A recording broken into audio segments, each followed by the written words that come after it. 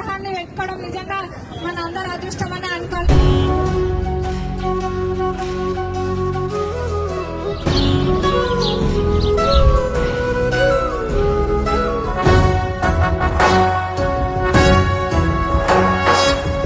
జయ హే తెలంగాణ జననీ జయకేతనం, ముకోటి గొంతుకలు ఒక్కటైన చేతనం, తరతరాల చరిత గల తల్లి నీరాజనం, పద పదాన నీ పిల్లలు ప్రణమిల్లిన శుభ తరుణం. జై తెలంగాణ, జై జై తెలంగాణ. తల్లి విగ్రహ ఆవిష్కరణకి ఇక్కడికి వచ్చినందుకు గౌరవ మంత్రివర్యులు పొంగులేటి శ్రీనన్నకి పాలకుర్తి నియోజకవర్గ